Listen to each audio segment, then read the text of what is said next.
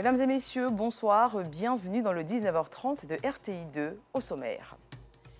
La problématique de la sauvegarde de l'environnement a un intérêt majeur pour le Rotary Club. Ce club-service vole au secours des mangroves en voie de disparition. La solution trouvée, une opération de planting d'arbres. Et le dimanche, c'est le jour du dossier dans le journal de RTI2. Ce soir, focus sur la saison des pluies avec une incursion dans les zones à risque. Merci de suivre l'information sur RTI2. Désormais, 7e pilier de l'engagement rotarien, la protection de l'environnement est un sujet crucial pour la survie des populations. Les clubs Rotary Océan Grand Bassam et Abidjan Massina s'engagent et volent au secours des mangroves en voie de disparition, et ce à travers une opération de planting d'arbres. Notre journaliste reporter d'images Bintou Pekele était à Azureti dans la commune de Grand Bassam, suivant son reportage. Constituée d'arbres appelés paletiviers ou mangliers, la mangrove est un réservoir de biodiversité sur laquelle vivent et se développent certains animaux et végétaux. Menacé entre autres par l'urbanisation de la zone côtière, cet écosystème est en voie de disparition. Conséquence, absence ou mort de certaines espèces, érosion côtière et menaces alimentaires. Face à toutes ces conséquences, les clubs Rotary Océan Grand Bassam et Abidjan Massina retroussent les manches pour planter 3000 paletiviers. Objectif, restaurer la mangrove au bord de la lagune Ouladine dans les villages d'Azureti et Gbamélé de la commune de Grand Bassam. Aujourd'hui, la mangrove étant détruite, on n'a plus de poissons à Grand Bassam. Et donc nous avons voulu quand même faire un rôle à travers cette action-là pour montrer que nous avons besoin de cette mangrove-là pour notre avenir, pour le devenir même de Grand Bassam. Nous avons eu des dons de part et d'autre. Nous avons pu avoir 3000 pieds de paletiviers. À raison de 1000 francs le pied, ça fait 3 millions. Chaque mois, nous serons là pour venir entretenir ces paletiviers-là afin qu'on puisse avoir l'écosystème qui va se recréer. De 70 jusqu'à aujourd'hui, pratiquement 95% de notre forêt de mangrove a été détruite. Donc nous faut restaurer cela. Et je crois que ces deux clubs se sont unis, n'est-ce pas, pour mener ces actions avec bien sûr la communauté villageoise qui serait également impliquée dans ces actions-là de restauration de mangrove. À leur côté, les communautés villageoises, premières victimes de la destruction de la mangrove et plusieurs forces vives.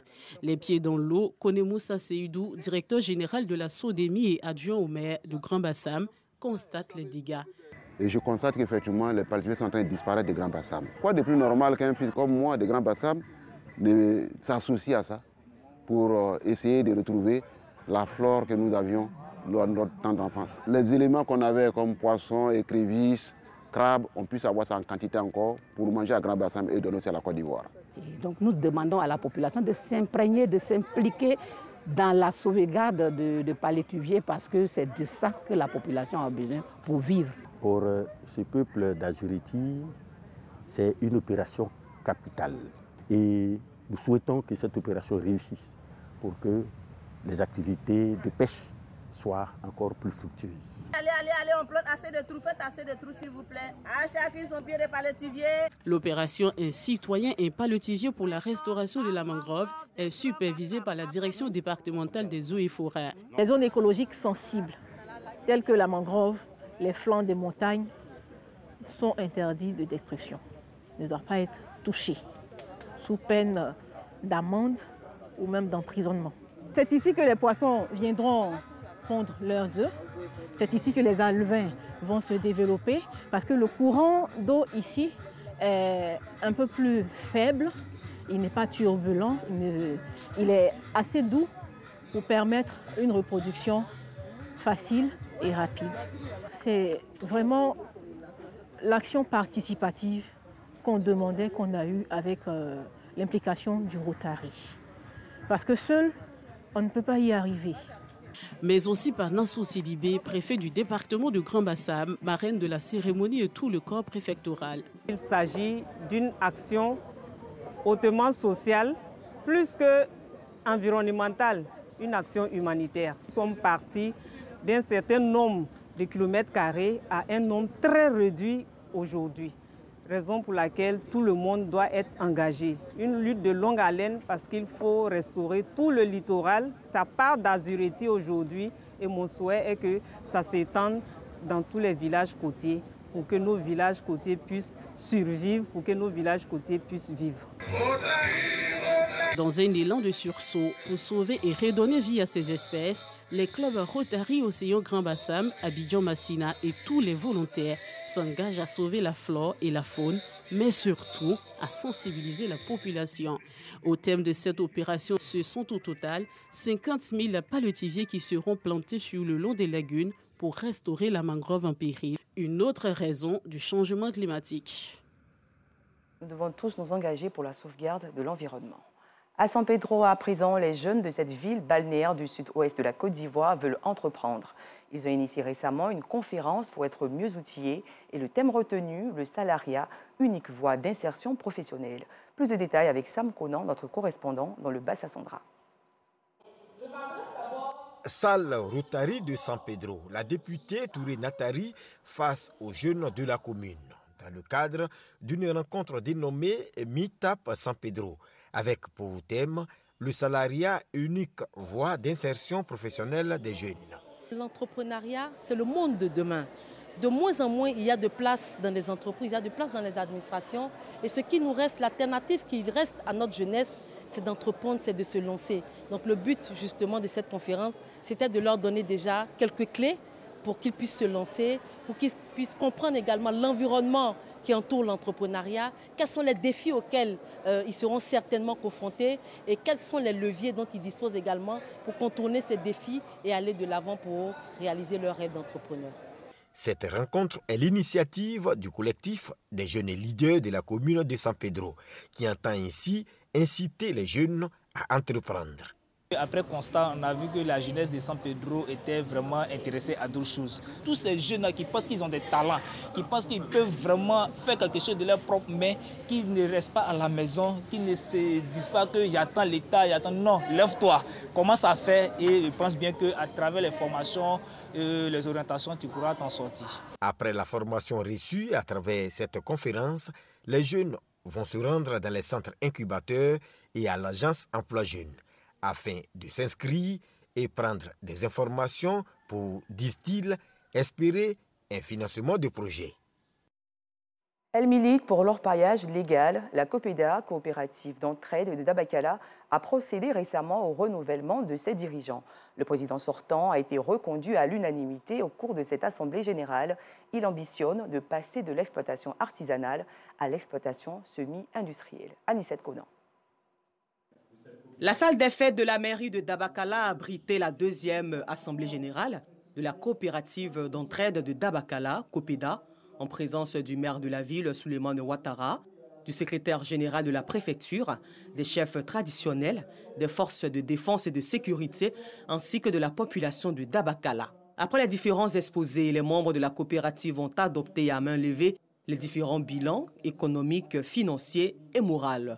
Yo Moussa a été reconduit à l'unanimité par les coopérateurs comme président du conseil d'administration de la COPEDA. La coopérative a de nouveaux objectifs. Elle entend donc passer de l'exploitation artisanale à l'exploitation semi-industrielle. On a demandé à l'État ivoirien de nous aider pour avoir des autorisations semi-industrielles. On a déposé ça sur la table du ministre. On espère, on souhaite que ça soit le plus tôt possible pour qu'on puisse rentrer en semi-industriel. C'est par une cérémonie de planting d'arbres le lendemain, toujours à Dabakala, que les opérateurs ont mis fin à leur rencontre. À l'international, un drame est survenu en Afrique du Sud. 21 morts, 13 garçons et 8 filles. C'est le triste bilan qu'enregistre le pays. Les corps sans vie de 17 adolescents ont été retrouvés aujourd'hui dans une discothèque d'un canton d'East London dans la province du Cap Oriental. Les 4 autres sont décédés à l'hôpital. La possibilité d'une bousculade a été écartée car aucune victime n'avait de blessure apparente. Sur les réseaux sociaux, la possibilité d'une intoxication au gaz ou d'un empoisonnement collectif évoquée. Le président sud-africain Cyril Ramaphosa en Allemagne pour le sommet du G7 a présenté ses condoléances aux familles endeuillées. Le dossier de la 2 à présent.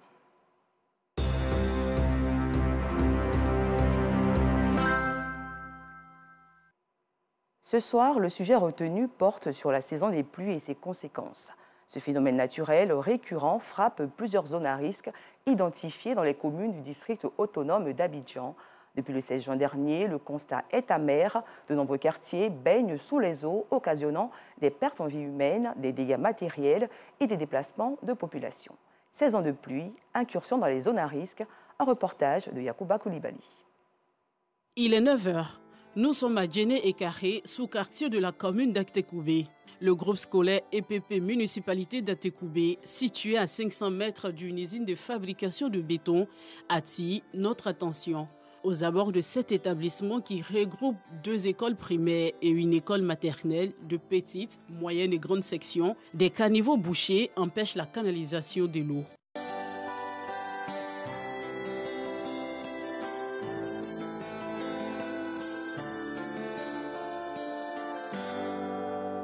Un mélange de tas d'ordures et des sables imposants cache l'une des façades de l'école. Depuis le sommet de ce tas d'ordures, on aperçoit l'intérieur de l'établissement scolaire qui offre une scène de désolation. Notre curiosité nous pousse à visiter les locaux du groupe scolaire EPP Municipalité d'Atekoubé.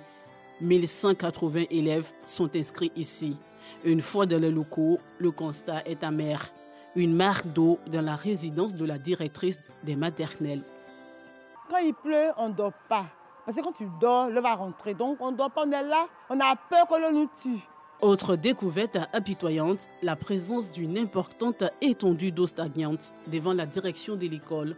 Issou Diarasouba est le directeur de l'EPP Municipalité Atekoubé 1. Pour se rendre au bureau, il est obligé d'échanger sa paire de souliers contre une paire de bottes. Dans ces conditions de travail, il ne cache pas son indignation et espère une réhabilitation des locaux. Pendant la saison des pluies, vraiment on n'arrive pas à vaquer à nos occupations correctement. Voilà, les classes sont inondées, le bureau même parfois il est inondé. Voilà, donc, la dernière pluie même a inondé tous les bureaux. Nous avons beaucoup de documents importants même qui sont partis. Nous travaillons dans des conditions vraiment difficiles. Nous n'en sommes inquiets que aux autorités compétentes, voilà, pour qu'une solution soit vraiment vite trouvée. Pour que nous puissions travailler dans de bonnes conditions et pour la santé aussi des enfants. Une peine partagée par Didier Francis Tapé, président de COGES du groupe scolaire Municipalité. Le constat est très amer. Quand est-ce qu'il pleut ici, on a très peur parce que non seulement l'école est inondée, moi-même je rentre dans l'eau avec le directeur pour pouvoir dégager la boue parce que les enfants ne peuvent pas partir à l'école. Nous prenons des bourrettes, des pelles et les râteaux. Nous rentrons dans l'eau sale avec des bottes pour pouvoir dégager. J'ai même les films dans mon portable pour pouvoir dégager pour que l'eau puisse sortir. Pour la circonstance, nous avons eu également droit à la présence des salles de classe où l'omniprésence de flaques d'eau ne passe pas inaperçue.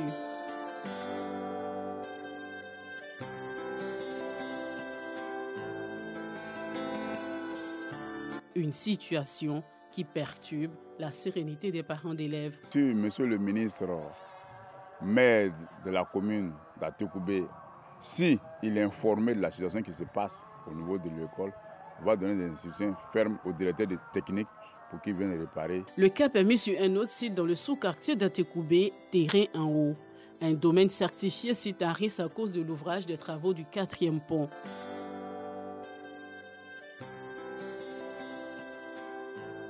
Après des heures de pluie torrentielle, le jeudi 16 juin 2022, la ville d'Abidjan se réveille sous le choc.